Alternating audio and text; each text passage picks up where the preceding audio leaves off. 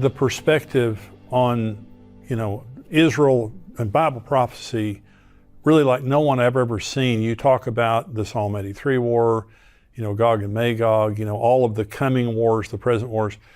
But you have a perspective, and you were on the program not too long ago talking about the Psalm 83 war specifically. But I've heard you recently talking about Zechariah 12. And this is something that I think Zechariah 12 is a very common end-time scripture that talks about Jerusalem, Judah and Jerusalem. But why don't you start by talking about your perspective on Zechariah 12 concerning the present time? Absolutely, Jimmy. I'm watching Zechariah 12, 1 through 6 very closely because I think it's about to find fulfillment. And what it's telling us is that the Arab-Israeli conflict is going to conclude militarily, not through politically brokered peace deals. Of course, as we air this program right now, the whole world is clamoring at a fever pace for a two-state solution. But that's not biblically endorsed, and Benjamin Netanyahu and his administration are vehemently opposed to that for justifiable reasons, Jimmy. That's exactly right. You think there's going to be a military solution in the near term? I do, because when we look at what happened on October 7th with the Hamas massacre, it appears that Pandora's box was opened in the Middle East. The genie got out of the bottle. It's not going to be put back into the bottle, and the lid's not going to be closed on Pandora's box. I've been watching for a long time to see if some of the prophecies involving the Israeli Defense Forces, who exist in numerous biblical prophecies, I've been watching to see when those things might find their final fulfillment. And presently, I'm thinking that time is about now, Jimmy. I think that the military wars are about to happen that conclude the Arab-Israeli conflict. Let's talk about kind of where we are now and kind of progressing forward. Now, so the Psalm 83 war is a war between Israel and their surrounding neighbors, okay, their immediate neighbors. And so obviously, we've seen in the news where Israel's now fighting a 7-front war, basically a 360 war.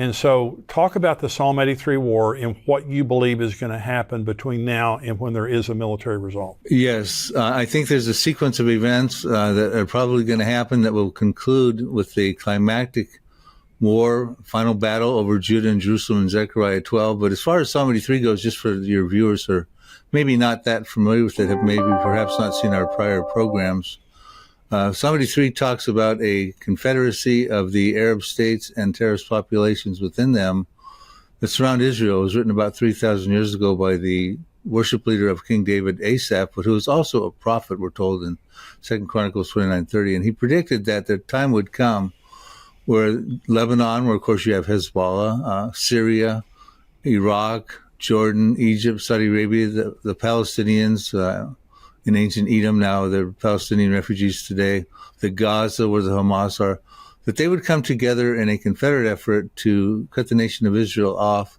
that the name of Israel would be remembered no more. And of course, we saw a precursor of that in 1948, but that did not fulfill the prophecy. So ultimately, we're looking for that prophecy to find a final fulfillment. And when it does, it enables Israel to dwell securely in the midst of the land, a peaceful, tranquil people. They can tear down the walls that they've got inside of Israel and surrounding Israel. And that sets the stage for another big prophecy, Ezekiel 38 and 39, that deals with countries that form an outer ring of countries, don't share common borders with Israel, including Russia, Turkey, and Iran, and more. And most of your viewers may be familiar with that prophecy. But that prophecy is very important because that's the one that God's going to stop supernaturally. It's too formidable of an offense for Israel to stop it with their defense forces. God will stop it with a great earthquake. That earthquake will cause panic among the troops. It says every man's sword will be against his brother. Then there'll be flooding rains, great hailstones, pestilence, and bloodshed. And of course, the world will know that that was the God of the Jews that did that. And it says after God does that he will make his holy name known in the midst of his people Israel. They shall not profane his holy name anymore. And the nation shall know he's the Holy One of Israel. That's in Ezekiel 39:7. But we're not ready for that yet because Israel does not dwell securely. The walls are still up, and the walls serve their purpose to keep the Psalm 83 countries out from invading Israel. And I think that we're heading now for the final battle in Zechariah 12 that will conclude Psalm 83. And again, this is militarily not politically. And so what we're seeing in all the hustle and bustle with the international community and all the clamor, put a sense of urgency for a two-state solution so that Israel will normalize relationships with Saudi Arabia and all the Arab states. Well, that's just not going to happen in my estimation. So at some point in time, there's going to be a diplomatic solution with the Antichrist. And there's going to be this answer man that comes on the scene. He makes a false peace with Israel that obviously he breaks 3.5 years into it. And you see that happening in the future pretty good. I mean, in other words, if there's going to be a Psalm 83 war and then peace, do you see the Gog-Magog war happening before the Antichrist or after? I see Psalm 83 preceding Ezekiel 38, and I see Ezekiel 38 preceding the tribulation period for several reasons. One reason, not the primary one, was one I just talked about. God is going to make his holy name known in the midst of his people Israel, so that he's going to give the world official notice that he's the God of Israel, the covenant-keeping God of Abraham, Isaac, and Jacob, and the promise-keeping God who put their faith in Jesus Christ. And I believe he's going to do that before the Antichrist comes on the scene and tries to manipulate and influence people otherwise, thinking they should worship him and take his mark of the beast. So I think that's one of the reasons. The other reason I think it's pre-tribulation, and many of my colleagues would agree with this, is we're given a detail in Ezekiel 39 after that supernatural defeat of the enemies, that the Jewish people will be burning the weapons that these enemies bring forward, converting them into fuel for a 7-year period. Now, when you understand that 7 years as it would align itself in end times prophecies, if the Ezekiel 38 battle was defeated and stopped 3.5 years prior to the 7-year tribulation period, they'd have 3.5 years to start converting those Russian weapons to fuel. And then the first half of the tribulation, after they've signed, the Antichrist has confirmed a covenant with Israel for a 7-year period. We find that out in Daniel 9:27 and Isaiah 28 verses 15, this covenant. Then the first half of that 7-year tribulation period, Israel's dwelling in peace. Now it's a pseudo-peace because it's going to be violated at the mid part of the tribulation period when the Antichrist comes on the scene, invades Jerusalem, and goes into the temple and does the abomination of desolation. At that point, even Jesus Christ says in Matthew 24, verse 15, that the Jewish people should flee immediately into the desert, into the mountains, which would be southern Jordan, the Petra area, because Zechariah 13:8 would then come, where the Antichrist would try to commit genocide of the Jews. And it says in Zechariah 13:8 that 2/3 of the Jews will be cut off in all the land. 1/3, we're told in verse 9, will become a remnant that will make it through. So in my estimation, they could burn weapons and convert it to fuel for the first 3.5 years before the tribulation, the first 3.5 years in the first part of the tribulation. But in the second half of the tribulation, they're fleeing, they're not fighting. If anything, they're going to grab a weapon to defend themselves and not convert it to fuel. Well, in other words, looking at the Ezekiel 38 and 39 war, for the first 3.5 years, there are no wars. They're at peace. The second half, there's no victories.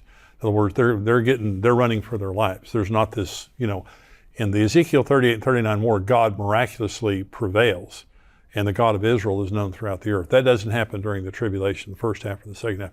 And I agree with you on that.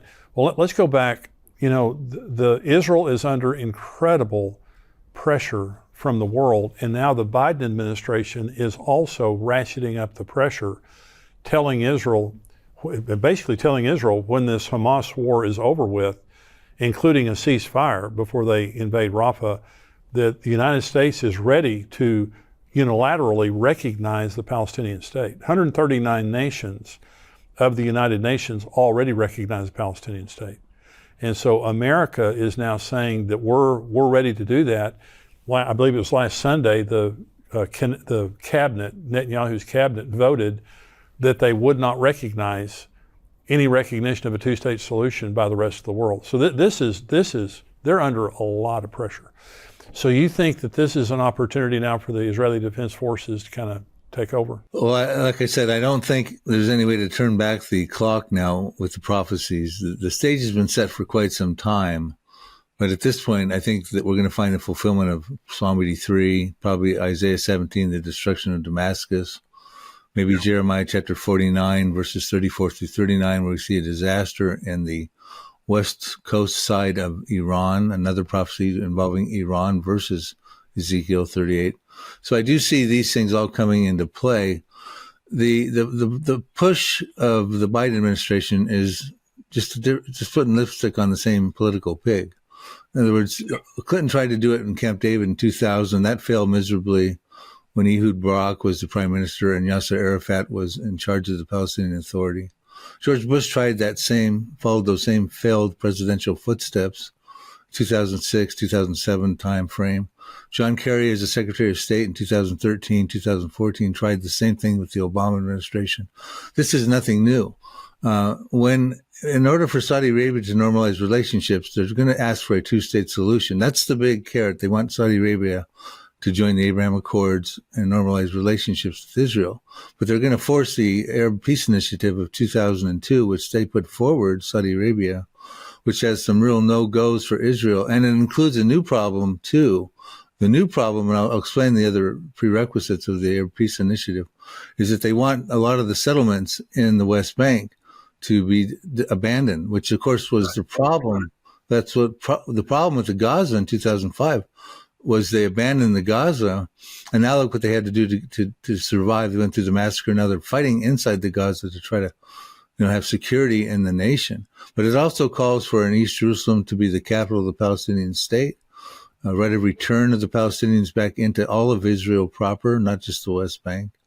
And also for Israel to concede the land that they acquired in the Six-Day War of 1967. So in other words, give us land and we'll give you peace, as if Saudi Arabia is going to be able to control and normalize. And the carrot on this is that Saudi Arabia says, well, the Arab states will start to normalize relationships with Israel and be at peace with them. But there's no way that Saudi Arabia is going to be able to contain and control the vast majority of Muslims that absolutely hate Israel. Absolutely. There's no way that's going to happen. Okay, Bill, we'll pick up there in just a second. Let me say, if you're watching right now and you're not a subscriber to endtimes.com, I want you to become a subscriber. And right now we have a 7-day free trial that you can sign up for endtimes.com. Try us out for 7 days. You can see the full Tipping Point show that you're watching today without ads. Also on Thursday, we have Mark Hitchcock, who's one of the greatest end times experts in the world today. He has a podcast here on endtimes.com every Thursday. Brian Schrager from Israel every Tuesday. I give a prophecy perspective every Monday. We answer questions every Friday. And I have a devotional that comes out every Sunday. We have all kinds of things that come out all week long to keep you encouraged, to keep you blessed and educated on what's happening in the world today, especially related to the end times. So go to endtimes.com right now, sign up for a free trial for 7 days. And after the 7 days, if you want to stay with us, it's $7 a month. It's the best $7 I believe that you could ever spend to keep yourself encouraged in the severe times that we're living in times when Bible prophecy is coming true right before our eyes. $7 a month, but you have a 7-day free trial right now at endtimes.com. Let's go back to Bill. And Hamas is extremely popular among all Palestinians, not just in Gaza. And the Palestinians want Hamas to rule them rather than the Palestinian Authority. Can you imagine a worse nightmare for Israel than to have a state recognized alongside of them, which now puts Hamas in East Jerusalem, in the West Bank, and in Gaza? So it's just a nightmare. Well, let's go to Zechariah 12, Bill. And so you have I so much appreciate your perspective on all end time prophecy. But Zechariah 12 through 14 is a very, very important end time prophecy. Give us what you're looking at related to the fulfillment of that. I will, and I want to caveat that what I'm about to say as I go through these first 6 verses of Zechariah 12, that most scholars for the ages and even today believe that what I'm about to say is related to Armageddon. Or I believe it's not. I believe it's a separate and entirely different siege that takes place inside of Judah and Jerusalem versus the one that happens in Zechariah chapter 14, verses 1 through 3, which is dealing with all the nations that captured Jerusalem and those passages. And time permitting, we can compare that. So what I'm about to do is lay out the first 6 verses as I interpret them. I ask your viewers not to take my word for it, but at the same token, I do think this could be actually what we should be watching for. I think it will lead to the final solution of the conflict of the Arab-Israeli age-old conflict. And I think that we're heading toward that in the very near future. So what it says in Zechariah 12, verses 2 and 3, verses 2 says, "Behold, I will make Jerusalem a cup of trembling," or in some in translations, intoxication, unto all the peoples round about the surrounding nations, when they shall be in the siege both against Judah and against Jerusalem. So we have a siege that's forthcoming, and it's not involving all the nations of the world. It's involving the surrounding nations. Every translation that you look at will tell you it's involving the surrounding nations. And the Hebrew word is sabiev. And it clearly talks about the neighborhood, the neighbors around Israel. The surrounding nations at some point are going to lay a final siege against Judah and Jerusalem. Now, it's going to be an unsuccessful siege, and I'll tell you why in just a moment. But that is what they're going to do. Remember, Jerusalem is the third holiest city in Islam. Of course, it's where the Temple Mount is, and the Dome of the Rock, and the Al-Aqsa Mosque. And even though it's not mentioned at one time in the Quran, they still hold fast to the fact that that's their third holiest city. Now, when this siege takes place, the international community is going to go in an uproar and meddle. And it says in the next verse, "And in that day I shall make Jerusalem a burdensome stone for all people, all that burden themselves with it," all those that meddle, the United Nations, the international community, etc., that meddle with it, "shall be cut into pieces, though all peoples of the earth will be gathered," or in some translations, assembled against it. So what I see happening there is that the Arab states, the surrounding peoples, are going to make a final ditch effort to take over Israel, namely Judah and Jerusalem, the capital. And they're going to try to lay siege, and they're going to have support, the full support of the international community. To do that, the international community is going to meddle. God saying, "Don't do that. I'm making Jerusalem a cup of trembling. I'm making it a cup of trembling. Don't get involved. It's going to be a burdensome stone. If you attempt to, it will sorely wound you or cut you into pieces," in some translations. So that's what the stage is being set for. Now we currently see, I'm going to give you an example. This is where most people would say, well, it says all nations, Bill, in verse 3. Why can't they be all the nations in Zechariah chapter 14 or Joel 3 or Armageddon in Revelation 19 or Revelation 16? And I'll give you some quotes in a moment. But I think what we need to understand here is in modernity, there's precedence for the international community meddling with Judah and Jerusalem, especially Jerusalem. I'll talk a little bit about the history if I can, Jimmy, and then we'll see how it's more than intensified now than ever, like you mentioned, with the Biden administration and the whole world clamoring for a two-state solution. But we start back in 1947 with UN Resolution 181, which was the partition plan, which called for Israel to become a nation. The United Nations approved that. 1948, of course, the Arabs didn't vote for the Israel to become a nation. They voted against it. And they went to war against Israel in 1948. But in the UN Resolution 181, it called for Israel to be restored as a nation, but Jerusalem was to be an international zone. They were already meddling even back when Israel became a nation. Of course, in 1967, the Six-Day War, Israel won that war. Egypt, Jordan, and Syria had joined from the Psalm 83 countries, and Israel won that war in 6 days. And they took over all of Jerusalem. Oh, excuse me, let me backtrack. After the war in 1948, I got ahead of myself. There was the Armistice Agreement where they actually divided Jerusalem in half. Israel won the war in 1948. Jerusalem got divided in half, the first time ever, and that's not biblically endorsed. Jerusalem was never to be a divided city. And it didn't last more than 20 years because in 1967, going back to what I was saying, in the 6-Day War, Israel won and took over all of Jerusalem, and no longer was it a divided city. However, Israel made the colossal mistake of giving control of the Temple Mount to Jordan, the WAQ, W-A-Q-F, Antiquities Society. So we already see meddling has gone on in 1948, 1949, 1967. We saw the presidents of America, we talked about this earlier, trying to create a two-state solution. And now it's come to a fever pitch where they want to make Jerusalem divide Jerusalem and give it a two-state solution and give East Jerusalem to the Palestinians as a capital. Now, that's only going to get worse when this siege happens. The international community is going to be, it appears to be, they're going to side more and more with the attackers, the Arab countries that surround Israel. And God says, don't do that. It'll be a burdensome stone. Now, Bill, how can people get more information about your ministry? Where do they go? Well, thank you, Jimmy. It's been wonderful to do this show with you, as usual. They can reach me at prophecydepot.com, Prophecy Depot like Home Depot. Got videos that I've done, some of yours we've got on there. We've also got a YouTube channel. If you search YouTube under Bill Salus, S-A-L-U-S, or Prophecy Depot, D-E-P-O-T. And subscribe to our YouTube channel as well. We're growing there with all kinds of videos. I've got articles and things, my books, and we have a product online bookstore there. The Future War Prophecies, my latest book, is available there with the DVD, and that's prophecydepot.com. Well, you've got some fantastic books and DVDs. I really encourage everybody to go on your site there, your YouTube channel.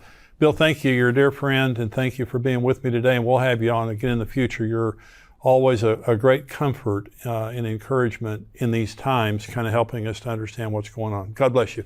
God bless you, Jimmy. Hey, listen, if you're watching this right now on YouTube and you're not a subscriber to endtimes.com, I want you to become a subscriber. Go there, endtimes.com, for $7 a month. You can become a subscriber. You get everything that we do here at endtimes.com. We have several podcasts every week. I answer questions, I give devotionals, I give perspective. In these severe times that we're living in, it's just good to have someone to encourage you and educate you on constantly changing events that are happening in the world right now. Go to endtimes.com. We have a 7-day free trial if you want to check us out. If not, just go ahead and sign up. $7 a month. It will bless you. It will bless us. We love it when people become subscribers because you give us the financial basis through which we can continue coming back to you and also expand this ministry.